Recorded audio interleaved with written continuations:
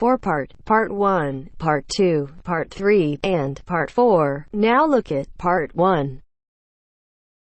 Part 1. You will hear a woman being interviewed by a market researcher in a health club about her membership of the club. First, you have some time to look at questions 1 to 5.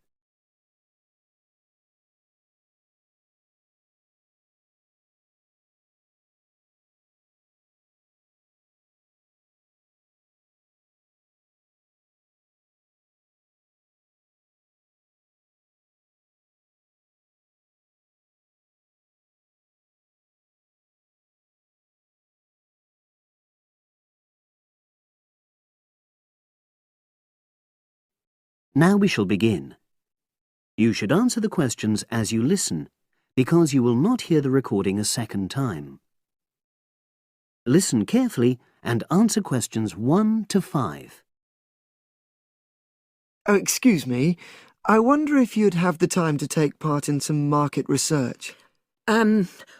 What's it about? About this club and your experiences and opinions about being a member. It'll take less than 5 minutes. Oh, OK then, as long as it's quick. Can I start by taking your name? It's Selina Thompson. Is that Thompson? Yes. Okay, great. Thanks. And what do you do for a living? Well, I'm an accountant, but I'm between jobs at the moment. I understand. But that's the job I'll put down on the form. And would you mind my asking which age group you fall into? Below 30, 31 to 50, and above? Over 50, I think we can safely say. Great, thanks. And which type of membership do you have? Sorry, I'm not sure what you mean. Do you mean how long of... No, is it a single-person membership? Oh, right, no, it's a family membership. Thanks. And how long have you been a member? Ooh, let me see. I was certainly here 5 years ago, and it was probably 2 to 3 years more than that. Shall I put down 8? Oh, I remember now. It's 9, definitely. Sorry. No problem. I've got that. And the last question in this first part is, what brought you to the club? Sorry? How did you find out about the club? Did you see any ads? Well, I did actually, but I have to say I wasn't really attracted to the club because of that. It was through word of mouth. So you were recommended by a friend? Actually, my doctor. I'd been suffering from high blood pressure, and he said the club was very supportive of people with that condition, so I signed up. Great, thanks. Before you hear the rest of the conversation, you have some time to look at questions 6 to 10.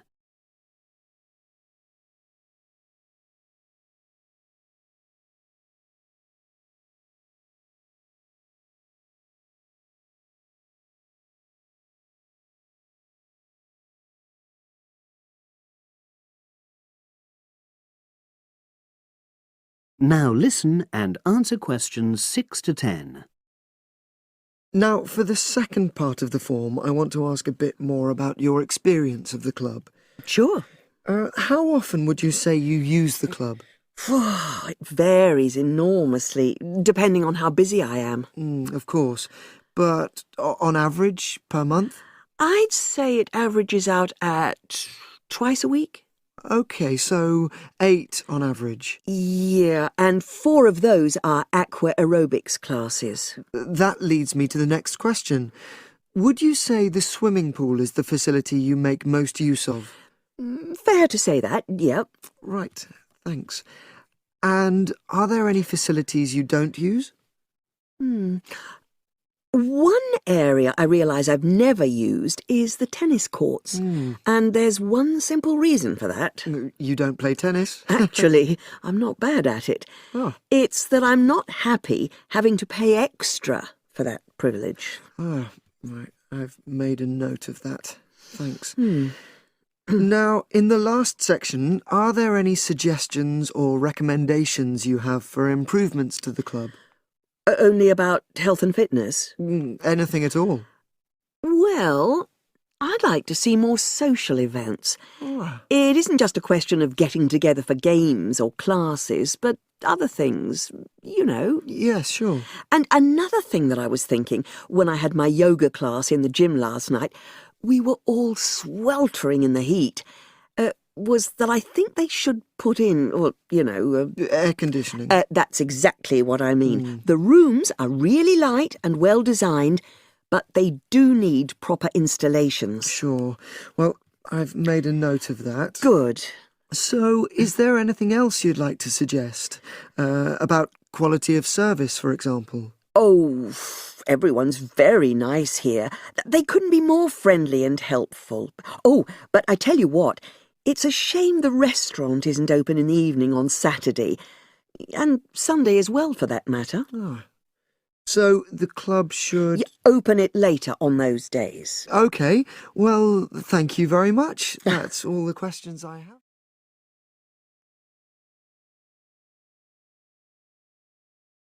That is the end of part 1. You now have half a minute to check your answers.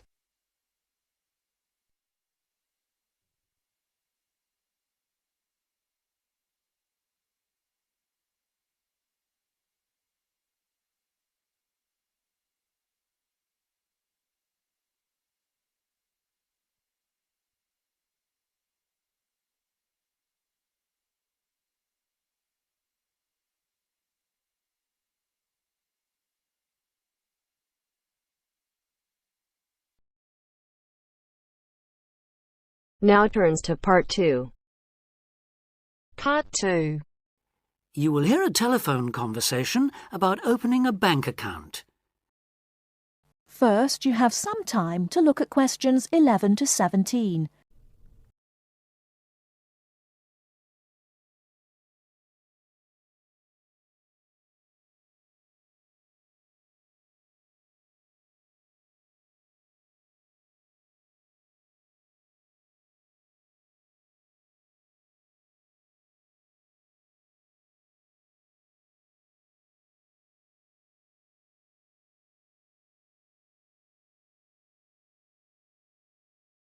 Now, listen carefully and answer questions 11 to 17. Expats Helpline, Terry Davies here. What can I do for you? Hello, Terry. I've been in this country for a while, and I've just been offered a job in the city, so I think I'm going to need to open a bank account. I haven't had one before, so I'm wondering what papers I need.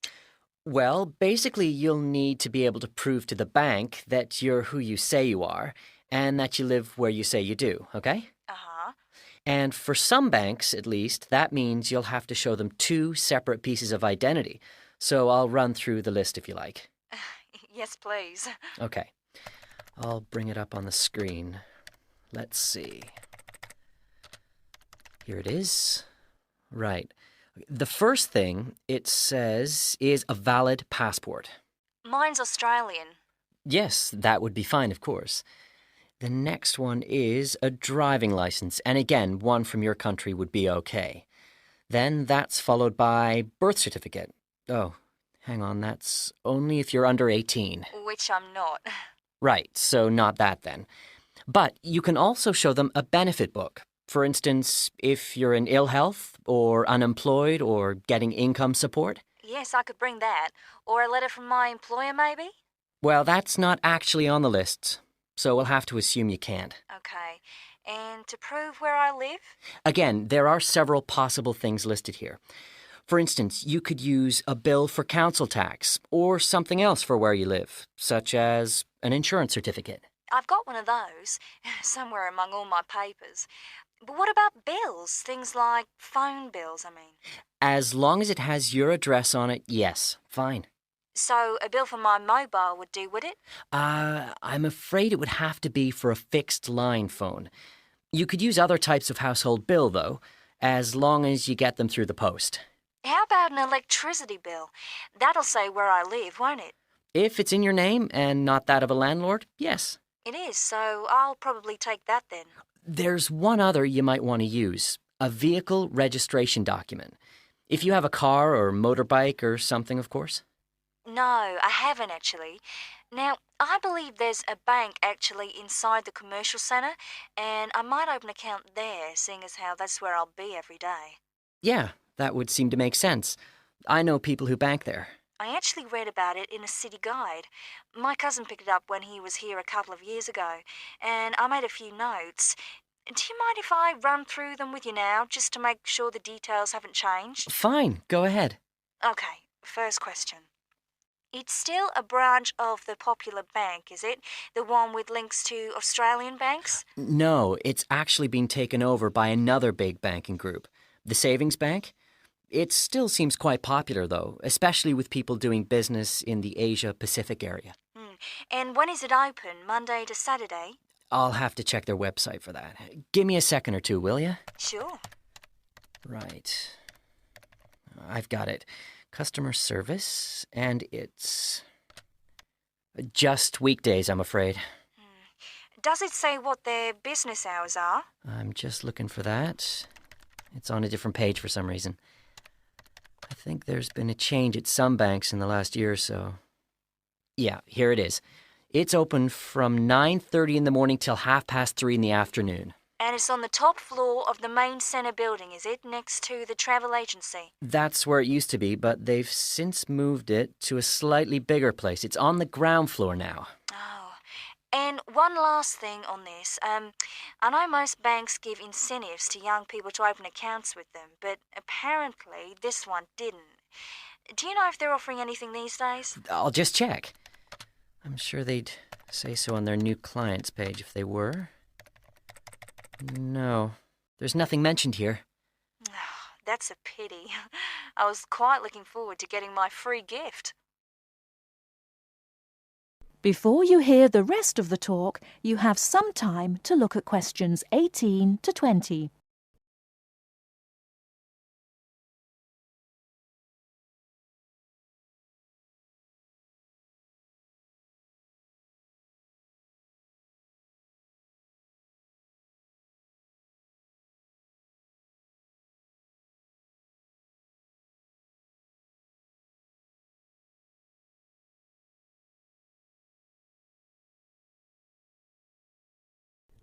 Now listen and answer questions 18 to 20.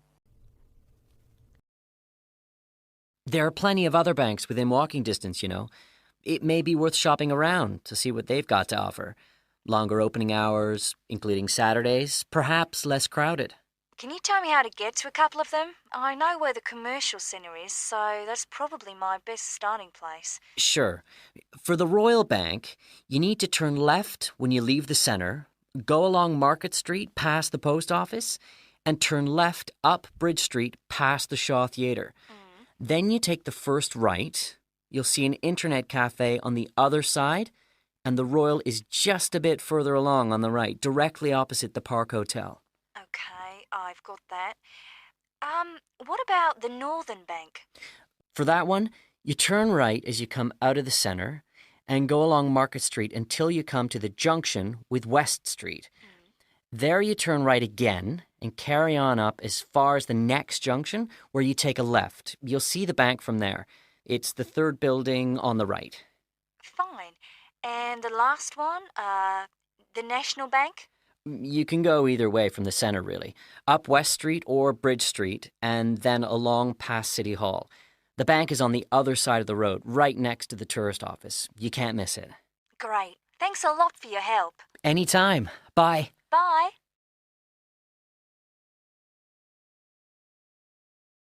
That is the end of part 2. You now have half a minute to check your answers.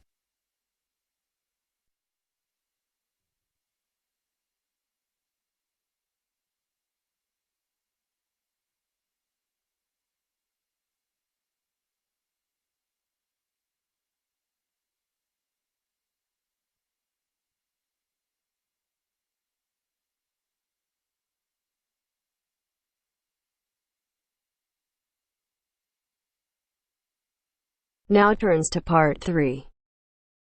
Part 3. You will hear two engineering students. a woman in her 6th year called Linda and a man in his 5th year called Matthew discussing the benefits of student work placements. Before you listen, you have some time to look at questions 21 to 26.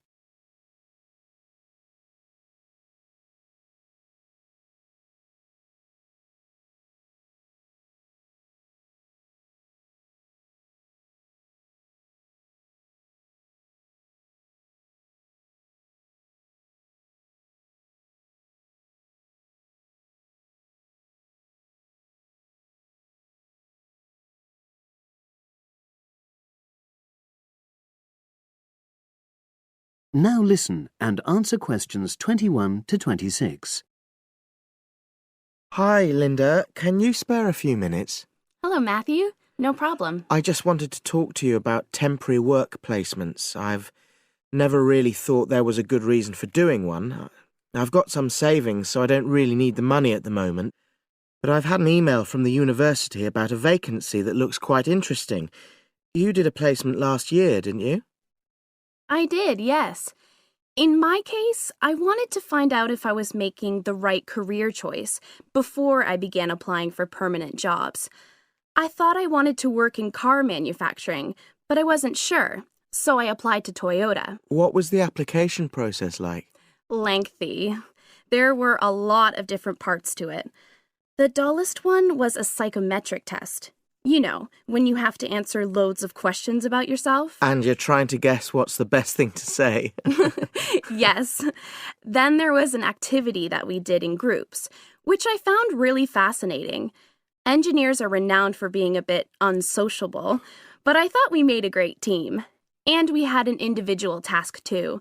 We had to sort through various business documents and prioritize them. It was just like what you have to do as a student, really, just with different content. What exactly were you doing on the placement?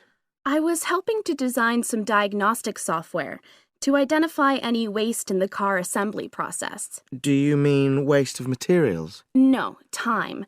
Anything that can speed the process up helps to cut costs. How did the work placement compare to being a student? Was it hard work? Yes, it was. I'd had full-time work before. I've done various unskilled jobs during university holidays, and some of those involve long hours. So I thought I'd find it easy. I was wrong, though. I think when you're on placement, you're always trying to prove yourself. So you push yourself hard to succeed? Yes. But I got a lot of support from my employers. They were always helpful. And then, at the end of the placement, I was given formal feedback. Do you mean on your engineering ability? Well, no. I didn't really need that because we had team meetings every other day. And so I had the chance to discuss technical issues and ask about anything that wasn't clear. The evaluation was about general workplace things, like organizational ability, initiative, that sort of thing. I get the impression you think you benefited from the placement. Well, the best thing is that they've offered me a job for next year. Depending on my exam results, of course, but still. A permanent one? Yes.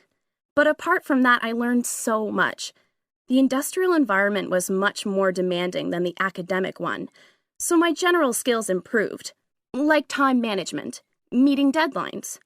And on the technical side, I learned new software packages, like MS Project. Well, I think you've convinced me that work placements are worthwhile, but while you're here, can you give me advice on something else?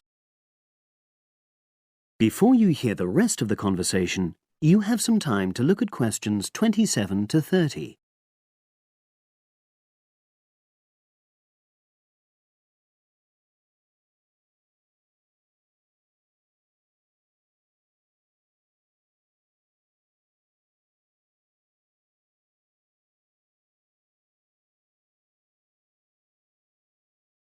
Now listen and answer questions 27 to 30.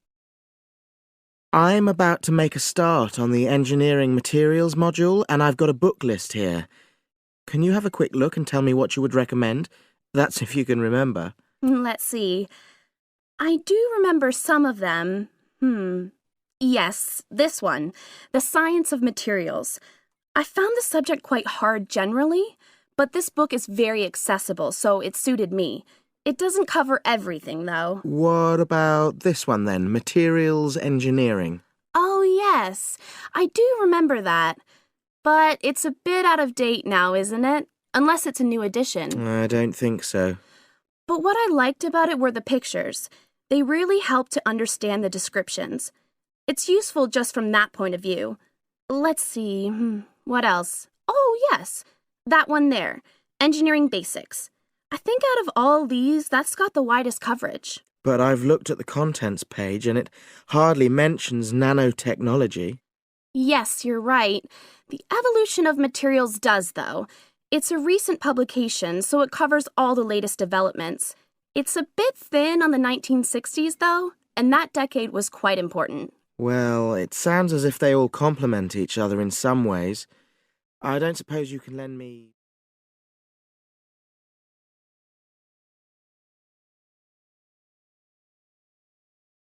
That is the end of part 3. You now have half a minute to check your answers.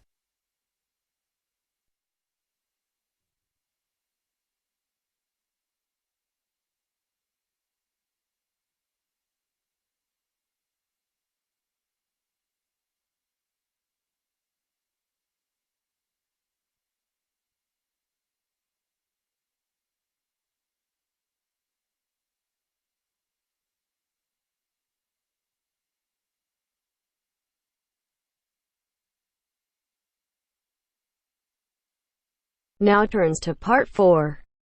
Part 4. You will hear a talk on bullying in the workplace given by a university lecturer to a group of students. First, you have some time to look at questions 31 to 40.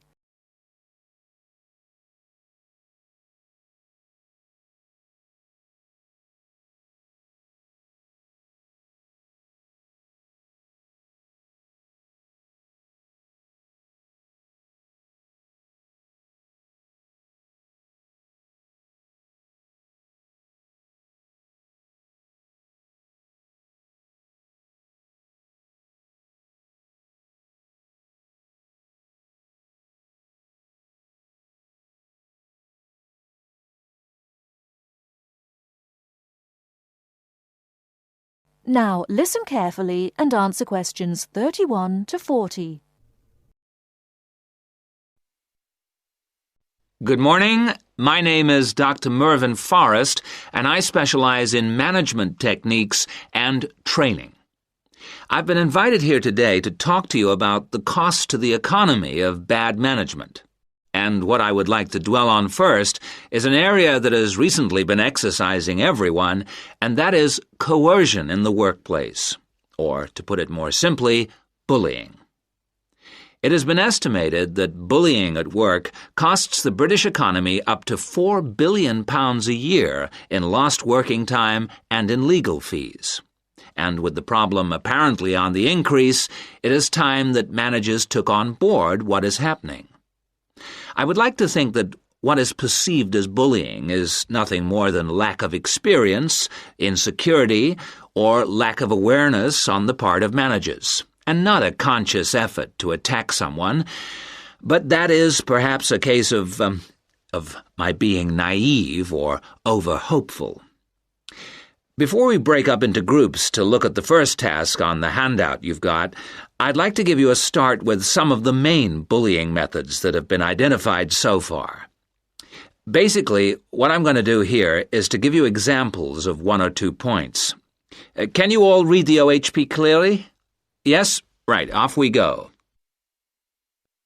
The first item on the list is giving people tasks which managers themselves cannot do and which are therefore impossible to achieve. This is, in fact, a very common strategy used by managers to manage their subordinates. It gives certain people a false sense of security as they watch others failing while they try to achieve the goals set. Another simple bullying technique is constantly moving the goalposts, especially when one's employees are in the middle of a task. This is not bad management, it is just plain stupid. All targets and goals set should be easily achieved within a realistic timescale. Sending memos to someone else criticizing the performance of a task where the individual has no way of replying is another common technique, especially when the manager concerned does not reply or makes it impossible for subordinates to contact him or her by not answering the telephone or not replying to emails. This is not the style of a sound manager, but rather the antics of someone with emotional problems. If you behave like that, don't expect your staff to respect you. And now, the technological bully. It is interesting how all tools designed to help can be turned into dangerous weapons. The urgent email bully is fast becoming a problem in the office. Employees turn on their computers to be faced with a string of badly worded emails, making instant and often unrealistic demands, which reveal the hysteria mode of management. Have you ever felt a sense of dread before looking at your email, even your personal messages? All companies should develop a company strategy whereby there is an email code of practice, with offensive messages being forwarded to a designated person for appropriate action. I would now like you to break up into groups and brainstorm other bullying techniques which you think you may have experienced, and perhaps, if you're honest, which you have been party to. I can think of at least 9 more bullying strategies. I would also like you to consider ways in which you think that each of the techniques on your list can be countered. Is everyone clear as to what the task is? Yes? Okay. You've got 20 minutes to do this.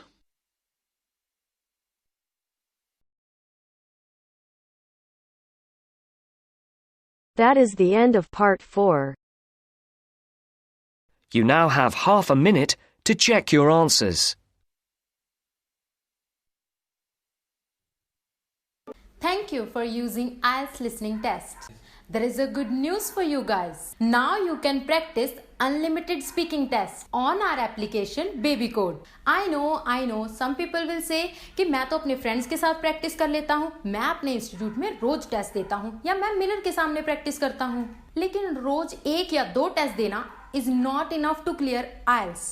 और आपके friends और mirror आपको valuable feedback कभी नहीं दे सकते. लेकिन अगर आप बेबी कोड एप्लीकेशन यूज करते हो तो आप कहीं भी और कभी भी अनलिमिटेड टेस्ट दे सकते हो. बेबी कोड पे प्रैक्टिस करना is like having a personal teacher. App will take exam like a real examiner. After test you can check your grammar, fluency or pronunciation mistakes. Even you can check your band score. This app will provide you free test every day. So do not forget to try, link in the description. But if you need more test access, it will just cost you $3.99. Wait, if you use my promo code IELTS50, that will give you even more 50 rupees discount. Now it's like a one-time meal money. But this will help you to crack your IELTS exam.